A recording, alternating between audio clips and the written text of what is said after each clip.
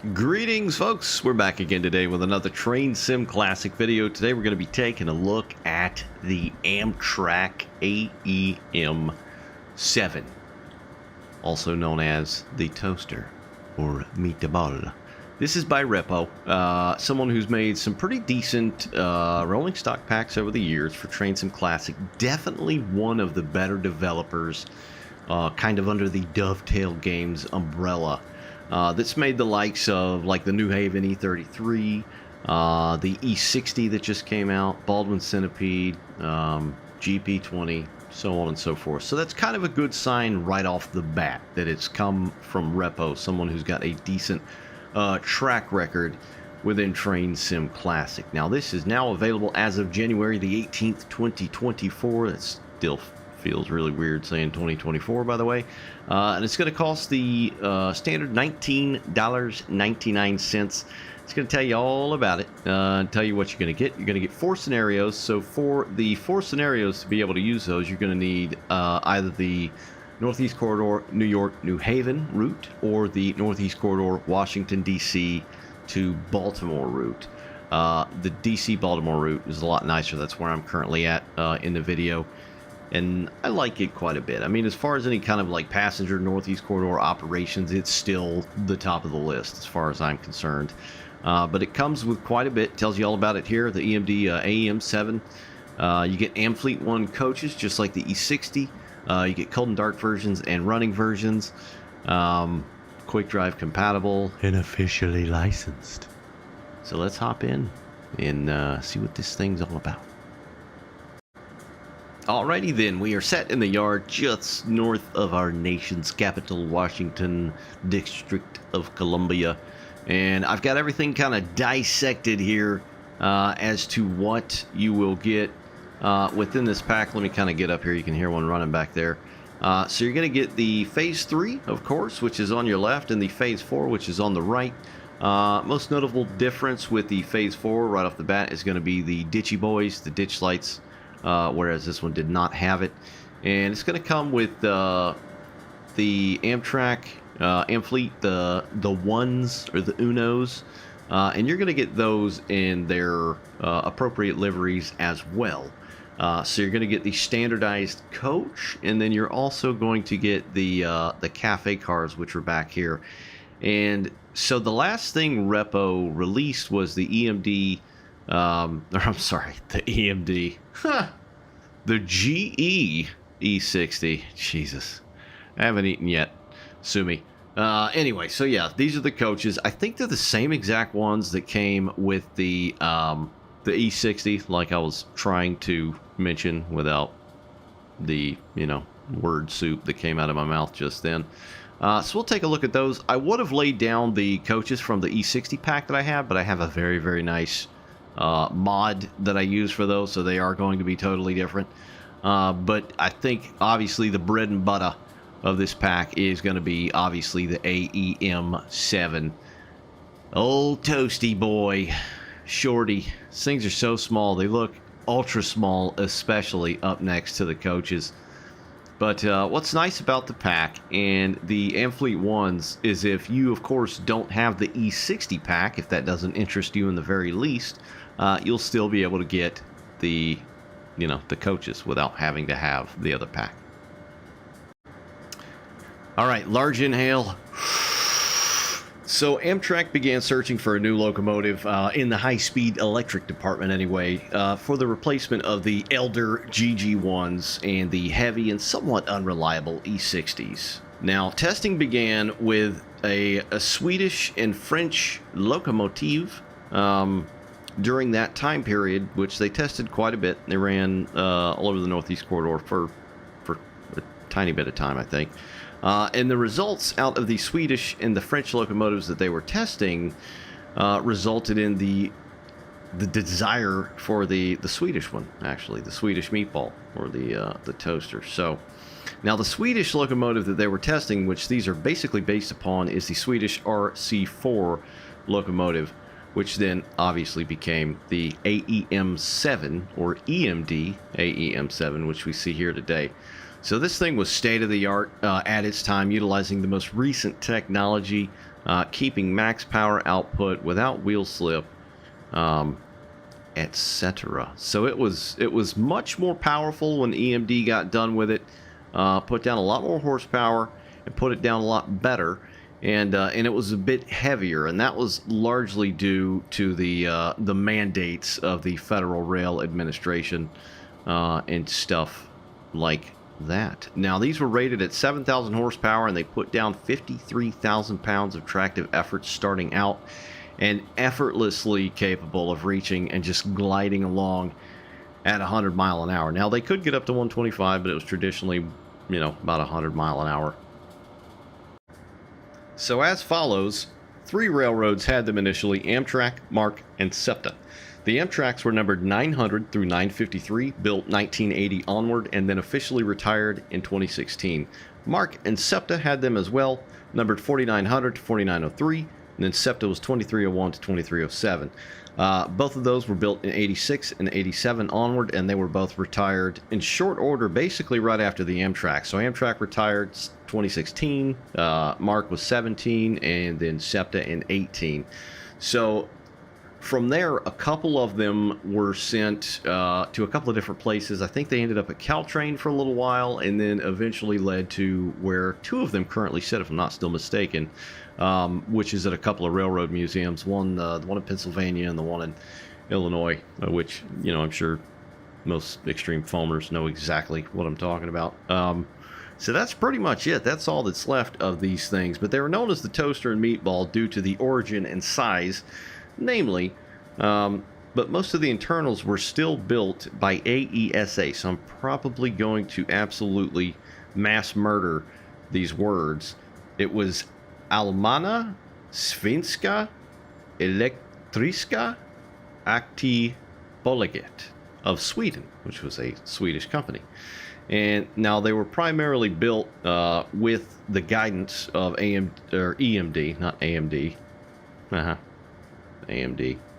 Save for the stainless steel car body, which you see on the sides of these things, the nice ribbed stainless steel car body, which came from the Bud Company, which was, in the American Railroad game for a very long time, and they were still kicking the can around by the time these came out. So these got the body from the illustrious Bud Company. Now, during their time, I think almost 30 of these things went to be rebuilt with AC traction by or performed by Alstom, and that was 1999 to 2002. Now, again, some of those are preserved. I think there's 2 precisely that were preserved, but they were small. They were like 50 foot long. Eventually ran on AC power. I think they started out with DC power. Via the 12.5, 25 kilovolt, and 25 and 60 hertz currents. And they traditionally had Nathan K5LA horns, or whistles, which they specifically are called. And then I think they started with brass bell, and then they went to steel, and then the later ones were, of course, E-bell. So, wiki time out of the way, let's start looking at these things. From the get-go, they certainly look nice. Now, one of the things I noticed, as I'm sure a lot of others did when these were announced via the Dovetail Games articles, that they kind of look funny. The coloring on them are not the best, namely the Phase 3. So I feel like this red is almost like too much of a pink or magenta hue. It just seems really like bright, maybe too orange even. I feel like it needs to be muted more of a solid red. And then of course the blue. Like when I look at this thing, you guys know the what are they called, the those like 4th of July ice pops, that are red, white, and blue. That's what this looks like to me. When I look at this thing, that's what I think of. I think the colors definitely could have been toned down a bit. Now, of course, Reppo, who knows what he's using tech-wise, hardware-wise. What kind of screen he's got, if it's 1080p, 1440, 4K, so on and so forth. The colors of his screen. You know, so to him, it might have looked all right when it was released. And then, of course, I'm doing air quotes, Q&A that tested these, which, you know, probably wouldn't have changed much anyway. So I feel like the colors are just a bit off, in my opinion, especially that blue on the bottom. Now, that's the Phase 3. Of course, over here is the Phase 4 with the ditch lights. Same deal. So this one looks a little bit better, namely because the red doesn't seem as bright. I feel like it still could do with a bit more orangish-nish. And the blue on it looks more like a purple to me. It's almost like a grape. It's like a blurple. It's almost like a blueberry. The colors just seem a little tiny bit off. Just, you know. But I'm sure in no time the modding community is going to take this pack. There's probably already people working on this and dissecting it as we speak right now. But other than that, the model looks pretty damn good. It looks pretty faithful. You know, as far as I can tell, I never, you know, got the privilege to see one of these in action and in their farewell tour, which I know a lot of people did. There's a lot of videos on YouTube, and that's very cool and well and great. But they look pretty darn similar. I mean, when it comes to Reppo generally does a decent job. Caveat: Reppo does a decent job when it's Reppo. When Dovetail Games needs Reppo to do something for them, it's sort of like a rush job, and he's probably like, hey, if they like it, they like it. I don't need to work on it anymore. Looking at you, Tehachapi. Pass. Anyway, so yeah, these look very good. They've got some nice weathering on them. I thought the E60 had some nice weathering as well. You got a lot of shading and darkness and just crud and soot and just all kinds of stuff all over the place. It looks pretty nice. I wouldn't say it's like S tier like some of the other stuff you might see from, you know, of course we're gonna throw Jointed Rail and Searchlight Sims in there, but it's, you know, it's just under that. It still looks really, really decent. Now, one thing I am fighting about it is the color of some of this, like this worn look about it.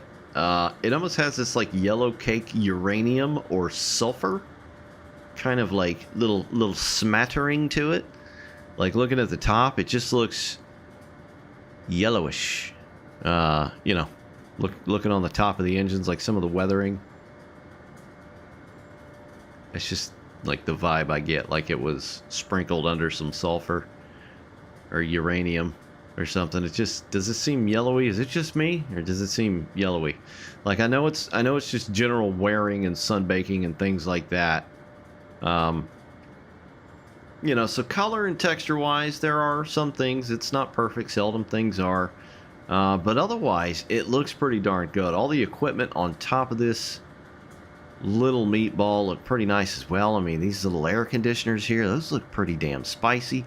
The horn model is okay. That's probably one of the worst looking things on here, but honestly, I really don't, you know, as long as it's like the same shape, whatever. It's just one of those things where it's like, I feel like it's on the bottom of the totem pole as far as things that need to look right, you know.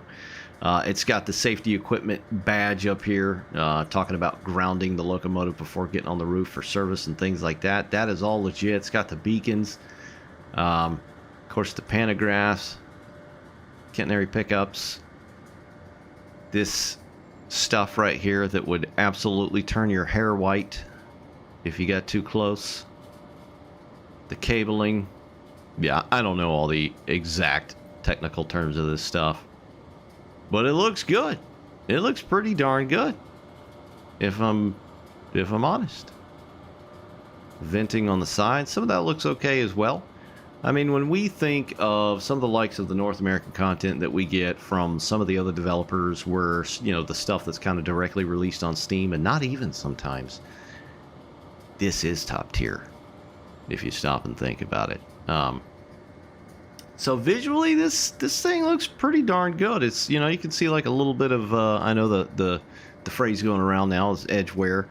You know, it's not the best in the world on that seam, but it ain't it ain't DTM either, you know. And DTM is like the whole damn thing is edgeware basically nowadays. So it, you know, it looks okay from a general distance. It's not the most high res looking stuff, but it's there. You know, it's there. The number boards look okay. They look like they actually have a little inset there, which is nice for the plate and the lights behind the frame there.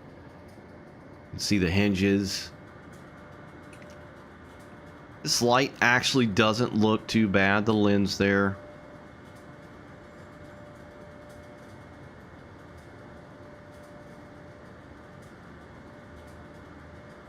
That wiper is actually pretty sharp. Then you have some of the stuff like the trim around the windshield, which looks, you know, some of it just looks really blocky and low res.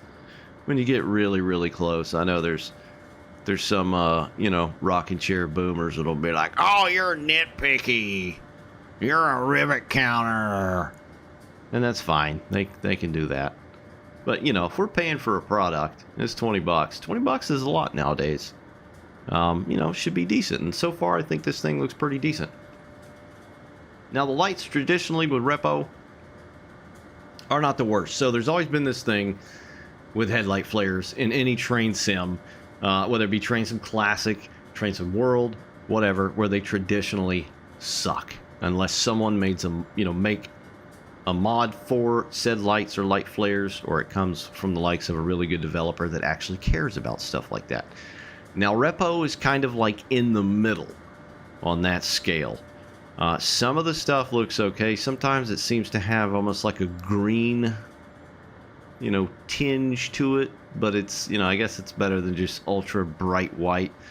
All the MU ports down here look pretty nice. Bit too bright on the coloring again. I'm just thinking of that one colorful ice pop. Can't think of the name. Coupler doesn't look that great, but then again, when you're used to the likes of some newer mods that are out there and some other products, it's, you know, stuff like that's gonna let you down when you're used to some really, really nice stuff. Weathering on the plow looks okay. Foot plates actually look somewhat decent. These look pretty decent, if I'm honest. They look like they're thick. It's, you know, model-wise, it's not too shabby looking. As is the hand grabs. The numbers look pretty good. Of course, the font looks pretty decent. You know, I like the E60. It had some issues, but overall, his last pack, and his being Reppo, the guy that made this, released that E60 recently, and it looked pretty decent. You know, some of the stuff underneath, like I feel like these coils could, you know, use a little touching up. They look, they just don't look awesome. But some of the other equipment, like here, like the axles, look okay, and the wheels. You can see the step light underneath. Some more goodies down here. Of course, these were head and power equipped as well. I forgot to mention that in my little wiki piece. There's your bell right there. Little sneaky boy hiding up under the meatball. Yeah, I feel like if these coils were touched up a little bit more, the whole underside of this thing would be totally transformed. I thought the E60 looked really decent underneath. This has got like a totally different look going for it. Whereas I feel like, you know, how the top of this thing looks, I feel like the bottom should look like that. You know, it's like maybe it was reversed or something. Like the top should have gone on the, you know, the undercarriage and vice versa. You got your danger high voltage stuff all around it. Yeah, I mean, visually it looks okay. Like the side of this thing, you've even got a little paint, you know, rub and weathering along the side on the car body. That looks okay. It's just that, you know, the colors, I'm not super crazy about the colors. You can see some kind of weird angling on the letter as well here with Amtrak, so it's like it was put at a slight angle. So as you can tell, the A, like the bottom of the A, is a bit higher up, and the farther you move down, the lower the lettering gets. Like the A down here and the K, so it's kind of cockeyed just a little bit. I mean, when you're like, you know, when you're like bam like that, you don't really notice stuff like that, but it be what it be. Yeah, I didn't choose the best situation for lighting here as well. So that is your Phase Quattro. Here's your phase 3 or 3. This one, I'm just ice pop. You know, again, looks pretty good. The lights look okay in this instance. We'll try and get some darkness in a minute and see how that looks. It's generally going to be the same by and large. These pickups look pretty decent, man.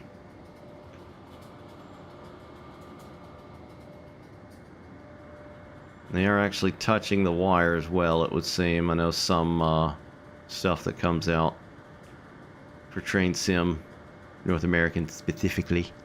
It's not always the case. And here we have the Amfleet Unos, which I believe are pretty much going to be tit for tat on the stuff that came with the E60. And they look great. They still do. These look really good. I mean, when you compare this with some of the older stuff, the older barrels or the older Amfleets that we had in Train Sim, these things are night and day.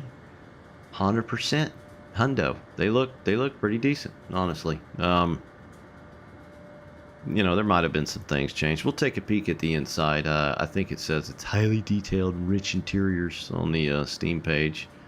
And you got your cafe car down here, where you can get you a glizzy. These are people sitting up in there, but yeah, these look really good. And when you compare them to the old ones and the size comparison and just the overall detail, it's literally night and day. Like, I would get this, I would recommend this pack to anybody that's interested in this kind of stuff simply for the coaches. 100%. So they look very nice. Here's the phase 3, of course. We were looking at the phase 4.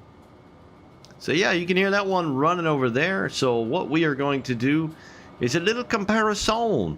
We're going to bring the old AEM-7 out of the woodwork and throw it down next to this thing. We'll just see how it looks, kind of like we did with the coaches in the E60 video. All right, guys, so here we have, I have it laid down. This is the new, on the left, obviously, from Reppo that came out today. And then on the right is the... I think it was RSC that made it, and I don't recall if I've got any kind of mod on the thing. But let's get down to nose to nose on the meatball level. You can definitely tell the difference in the shape. The one on the left looks much more appropriate. It looks a little bit more narrow, if that makes any sense. Like, it's a bit taller. You can tell just looking at the glass on the front, the gap between the glass, the two panes in the middle. Look at that one. And then look at this one. It's obviously got a lot more detail. Roughly, I think they got the size about right, lengthwise. It's about the same. You can tell it just looks fatter. I don't know if it's because of the 5 livery or what, but it just looks... looks like it could eat a salad every now and then.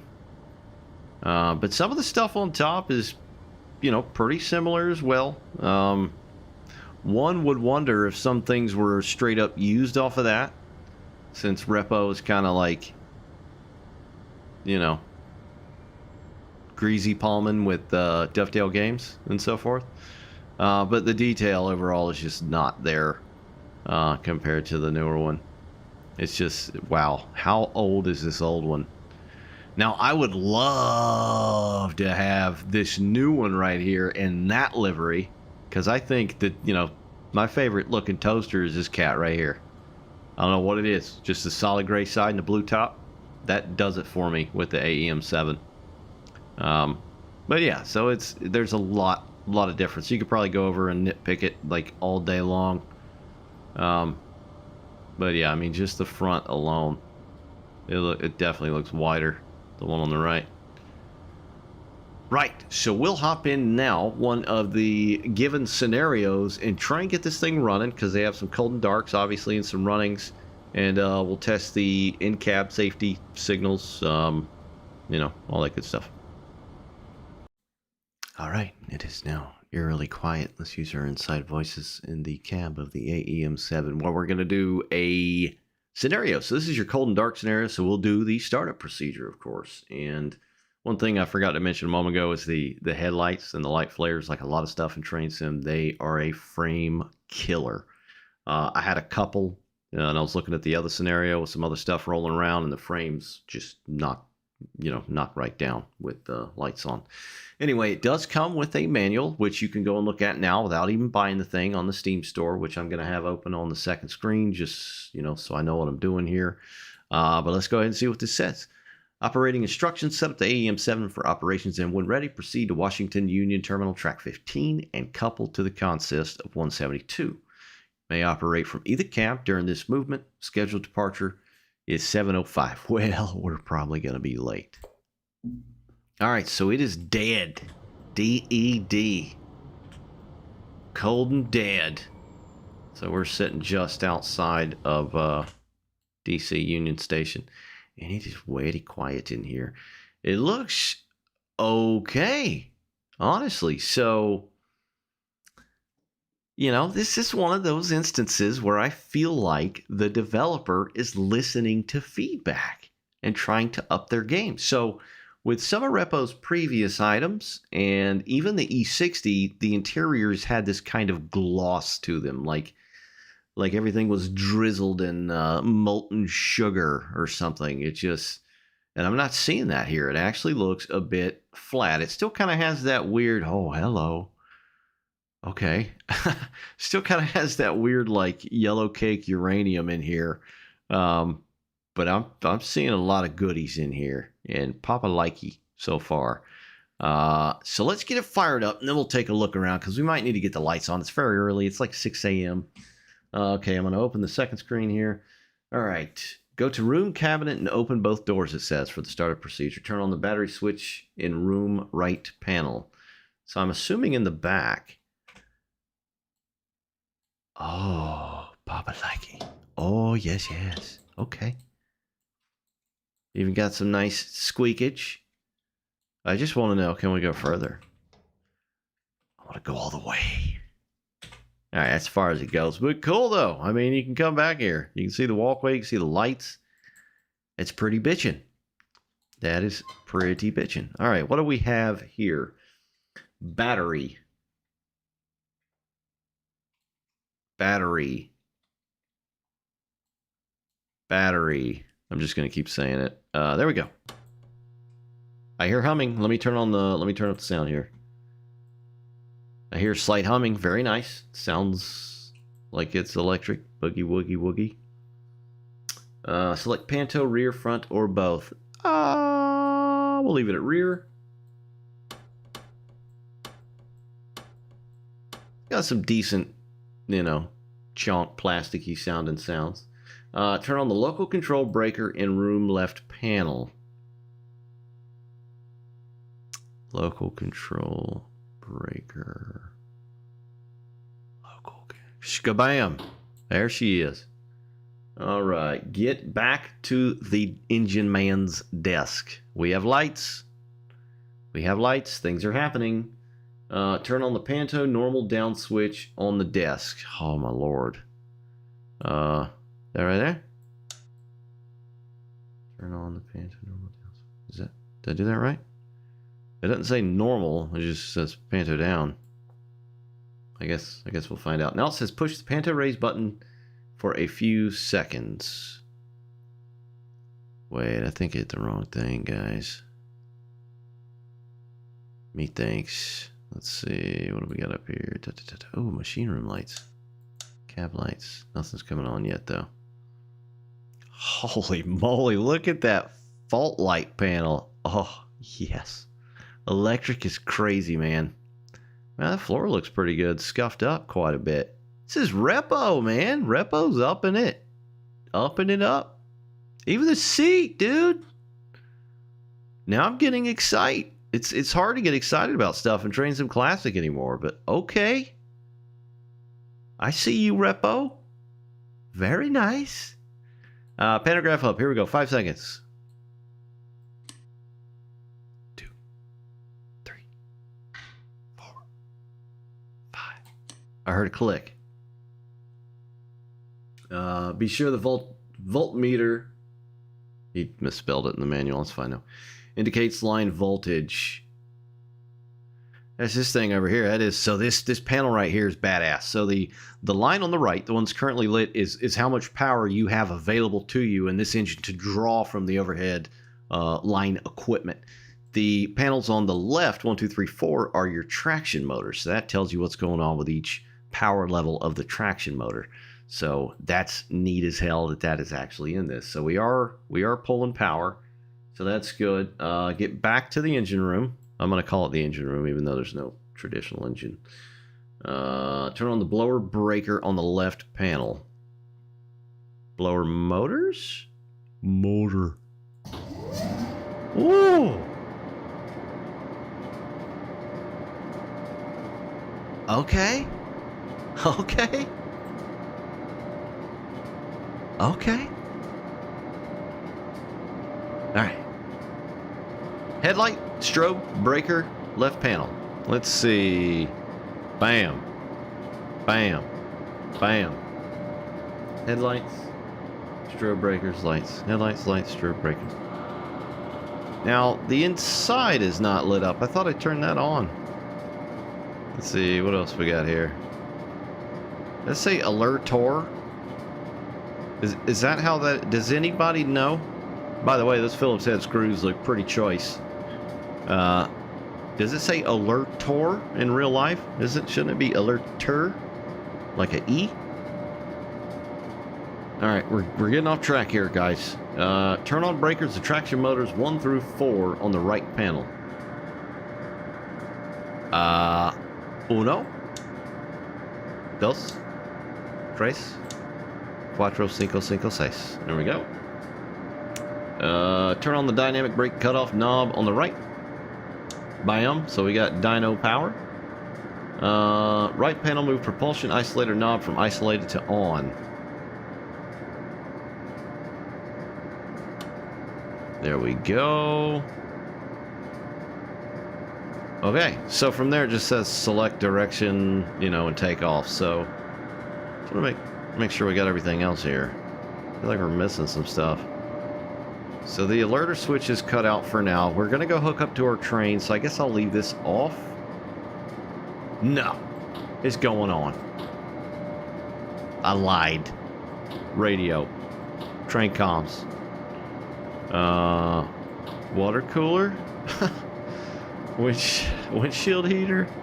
Just turn it all on, baby. Cab heater. Yeah. Speed indicator record. Yeah, we need that with my ass driving. What are these things? These like resets? Like a trip? They kind of look like trip buttons. Alright, this is pretty dope. I like this compartment.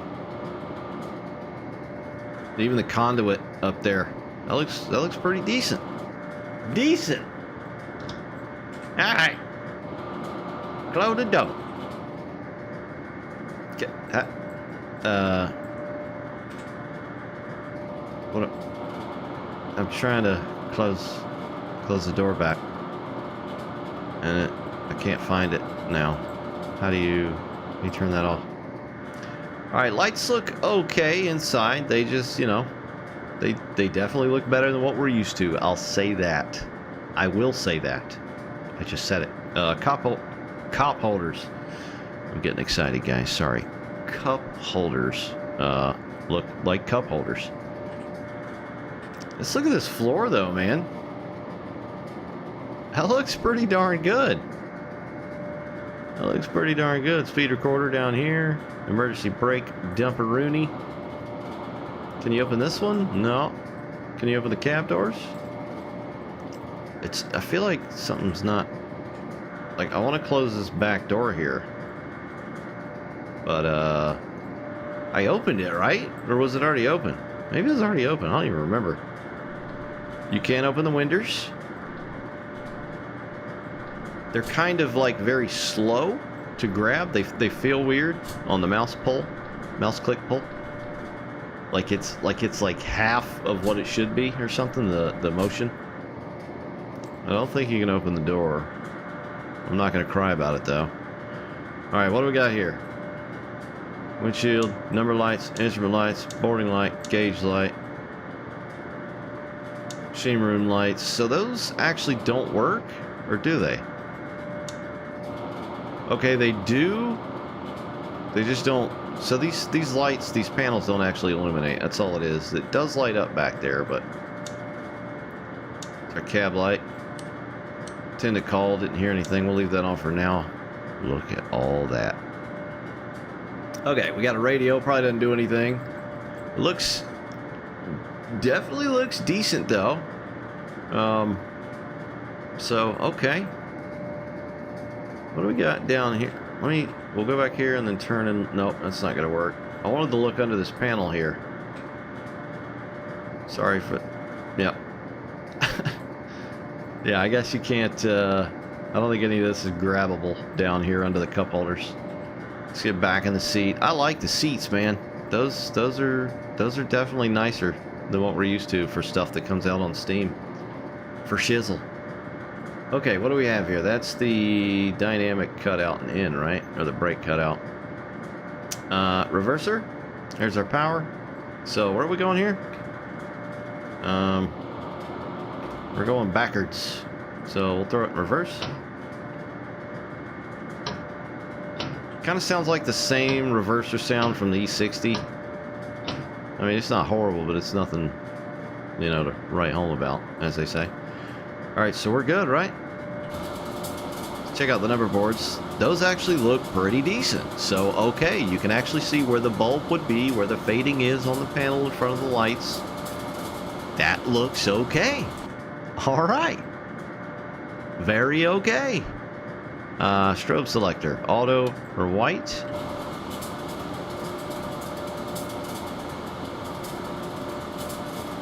So it looks like it's... Oh, so they're back there because I'm going in reverse. Makes total sense. So yeah, they don't actually light up, but they do emit a light.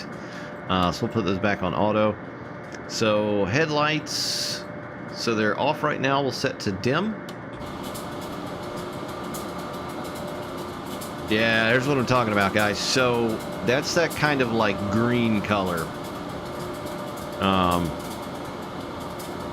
Yeah. I mean, it's close, but not, you know, not close enough. And then bright. Okay. Did that change?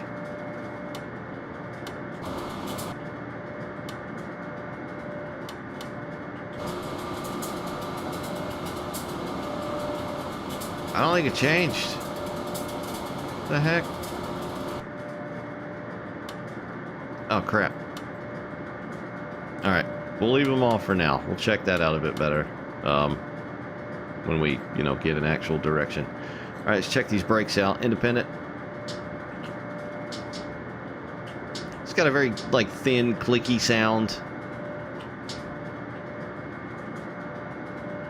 Not really hearing any, sound per se. Son of a motherless goat. Freaking controller. Alright, there we go. So what's weird is this is our reverser, right? But in the HUD, and I know it doesn't matter really, it's not recognizing it. Or maybe it is. Yeah, I'm an idiot. I haven't really messed with Train Sim Classic in that long, if I'm honest. Alright, so not really hearing any air brake sound. It does bail, which is cool. Let's kill the auto brake, train brake. We got a little hissy pissy there. We'll go outside. And the horn check.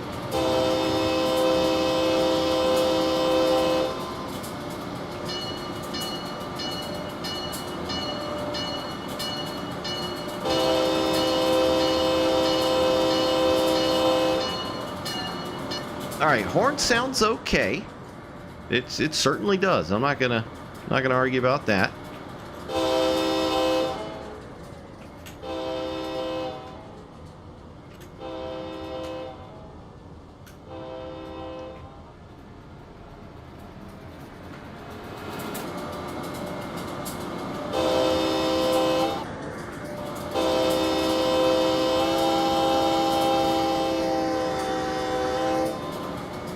Where Where is the sound centered? That's what I'm trying to find. So yeah, the sound is actually centered like right here. It, you know, it sounds okay. There's a bit of a loop. It sounds like an older K5LA, maybe the bell. That sounds. I think that's supposed to be an E-bell. What the hell is that?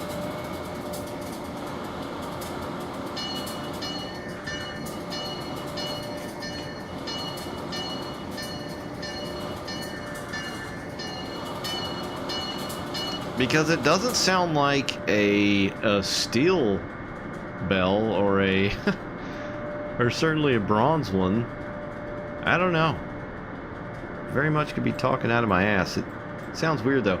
So I'm noticing the blinds. I tried to pull them down. You can't. Maybe there's a key bind. It looks like the one on the left's like automatically a bit lower. All right, let's go ahead and get those cab lights off. See if it frees up any frames. It does indeed. So okay, let's go, shall we? Oh, it's got that horrible clicky sound for the throttle. Yeah, it's not very good. Oh, well. It feels okay, though. Physics-wise, like it took a moment to start moving.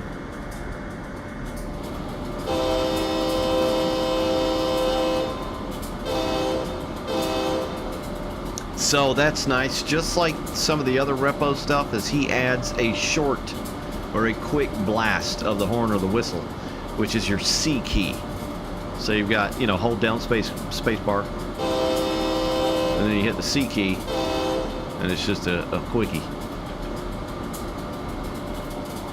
All right, let's see if I missed anything. We're gonna run back here. A couple up to our coaches.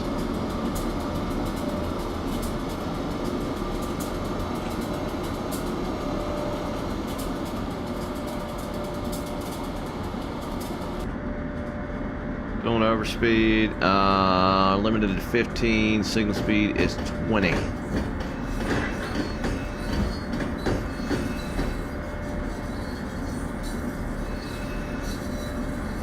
Okay, well, that's the points. It sounded okay. The clatter, I feel like it was a bit loud for interior. But it sounded okay. What do we got here? Overspeed? Yeah, we need to slow this puppy right down.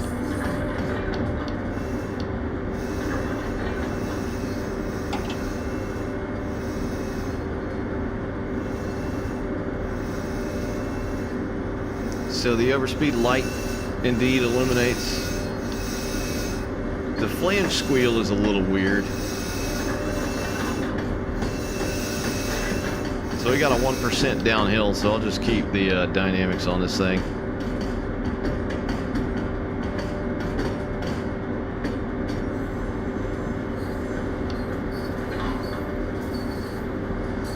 Yeah, some of the axle sounds sound okay. They just sound like they'd be outside, like an external sound, you know what I mean?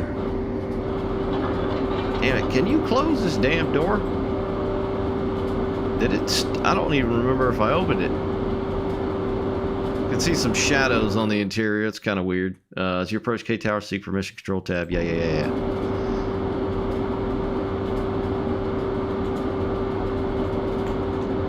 Alright, well I hit control tab, but it didn't,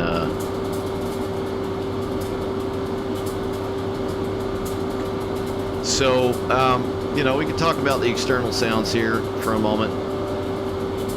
It sounds pretty decent externally. It's, you know, it's got a lot of spitters. You can hear a lot of, you know, air spitter going on, which is pretty true to life to this thing. You know, the blowers, just the general electric sound sounds okay. I feel like it sounds like it's more of like a higher pitch. Maybe it should come down an octave or something. You know, but it sounds all right. Not the worst. There we go.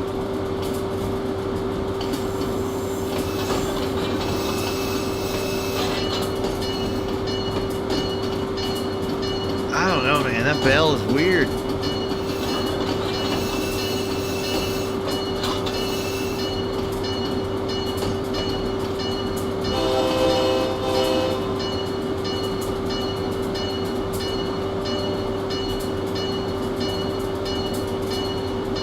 There's an oldest seller sitting over there waiting.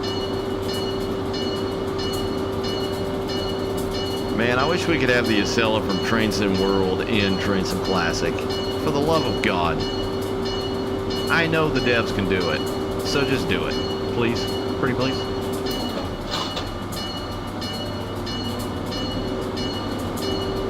Oh, no. We're going way too quick.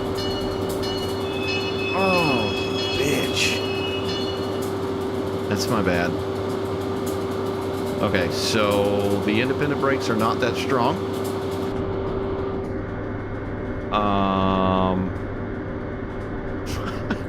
I think I might have just borked the scenario, guys.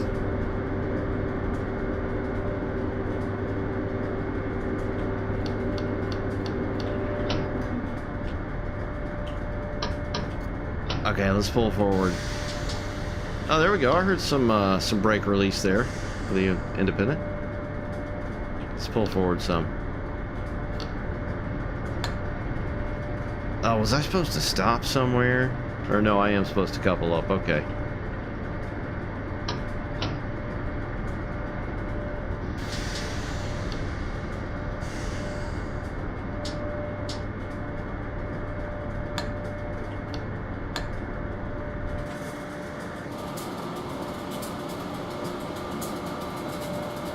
All right, we'll get a decent speed here.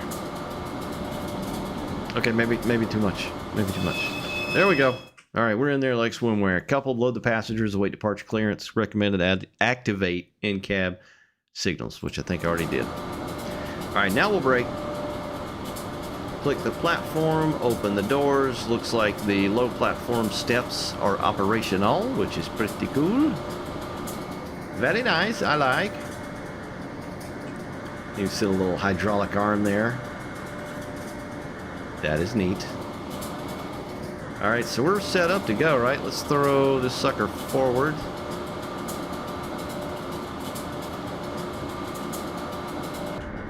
And what do I want here? Headlight front. All aboard, doors clear. New Carrollton, next stop. Okay.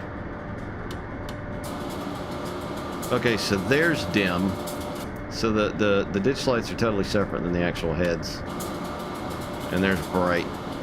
Yeah, the color ain't the best. Even you know seeing it reflected back at you ain't the best either. Okay, what did that actually say? Sorry. Departure 7:16. Yeah, we're only 2 minutes late. I don't think we are. Okay, let's see if this stuff works here.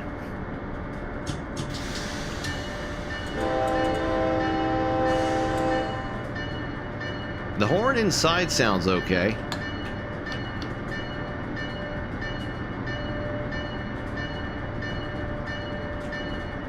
Oh yeah, dude. So you can actually see amperage. I'm not liking the fact that I feel like I hear outside sounds right now via like the engine room, you know? God, there's got to be a way you can close this. What did I do? Maybe not. Maybe it's always open. I don't like that. Not a fan of that.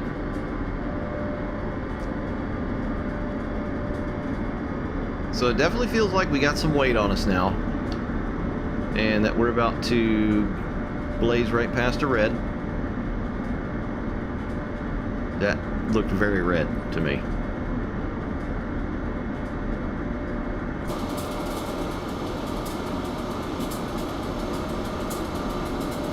Now, I didn't really hear any, like, traction motor sound, if I'm honest, when I pulled away from the station. I didn't hear that distinctive, you know, kind of moaning whine sound.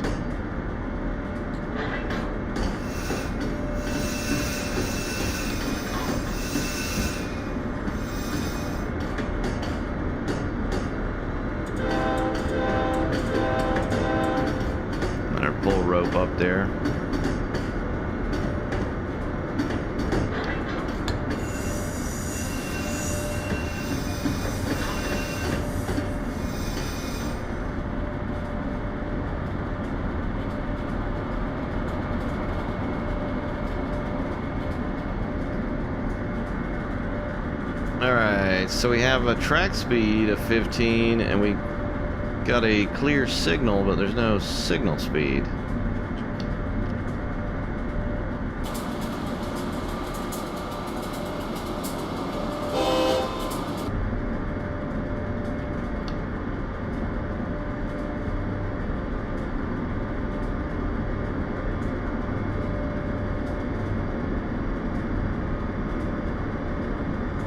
Wow, I'm looking over the manual here. Sorry for the silence. Some of you may welcome it. I'm looking at some of the spelling in the manual. It's not the best. Alright, we're still green. Now we have a track speed of 45. Let's get it.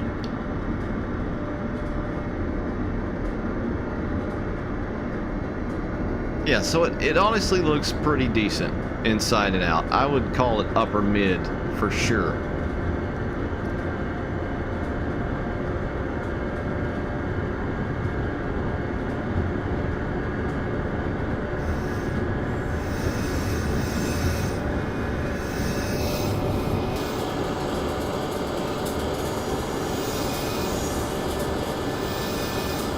Yeah, there's like no traction motor whine there at all. It's like the one thing it seems like it's really lacking.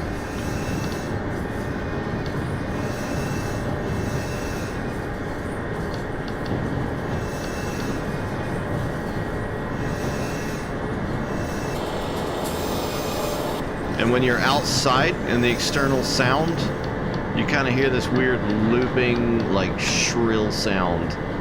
You know, Reppo sounds have never been the best. Some of them are decent. But they just always sound really kind of low quality, you know, with no real depth, and they're just not mixed or implemented well. You know, that seems to have been the thing from Reppo. Not a fire!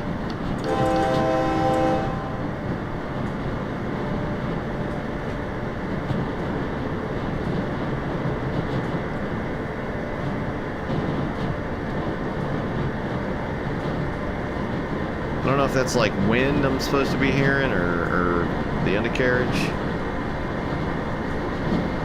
Some bitch is moving now.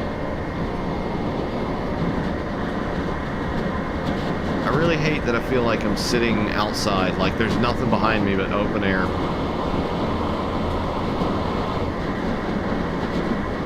Alright, let's see if the ATC safety systems and signaling systems do their job. I'm going to leave it wide open.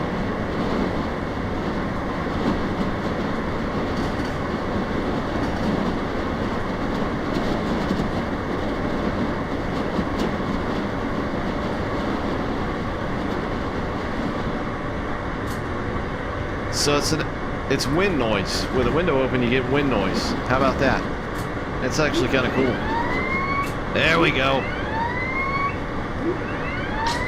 Dive, dive, dive. So that's pretty legit.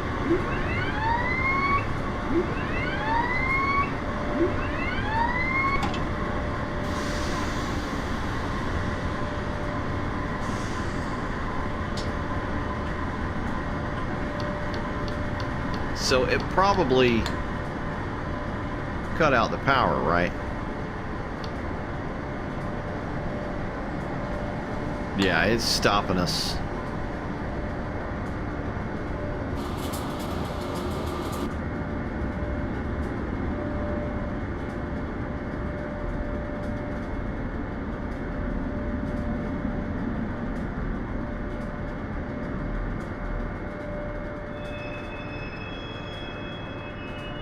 Okay, what does it say? Train brakes release. Son of a motherless.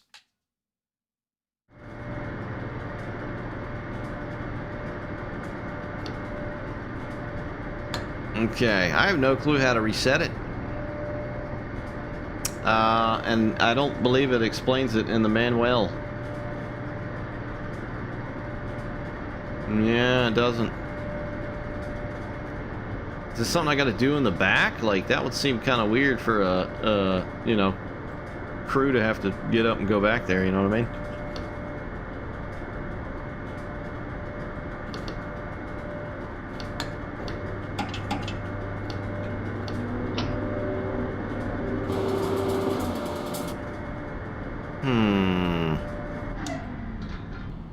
Okay, that wasn't good.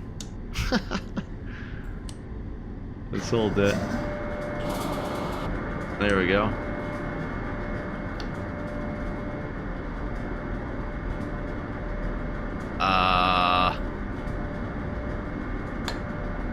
Okay, let's go back here with the train in motion. Let's see. Let's see. Oh, it's going to be right side, isn't it?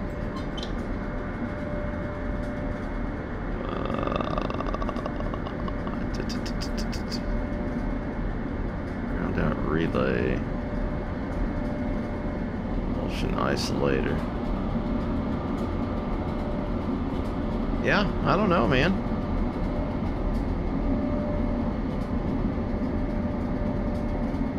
I don't know if anything's tripped. It doesn't look like it. Do these lights even work? So yeah, I don't know how the hell you reset it. We are in neutral.